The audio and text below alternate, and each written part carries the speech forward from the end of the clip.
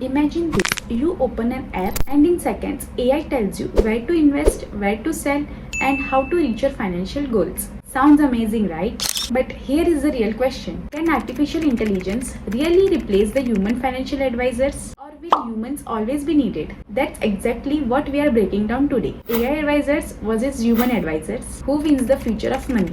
Let's start with AI advisors, also called robo-advisors. They are basically algorithms. They analyze the huge amount of data and give you instant recommendations. They are available 24/7.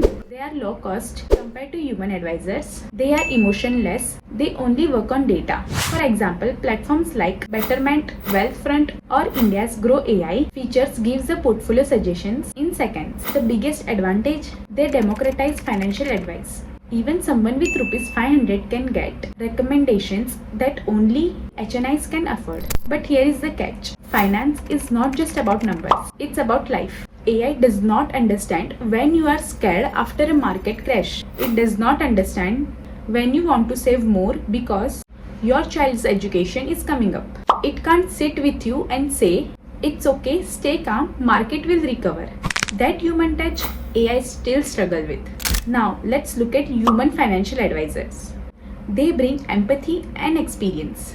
They can customize strategies based on your lifestyles and emotion. And they can guide you during uncertain time. But they are expensive. Fees can go up to 1 to 2% of your portfolio.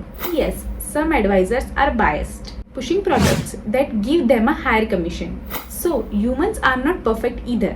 So what does the future look like? It's not AI versus human. It's AI plus human. AI crunches all the data, runs model and shows you 10 options.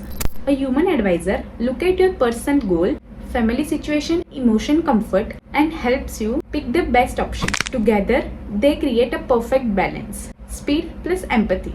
Think of it like a doctor.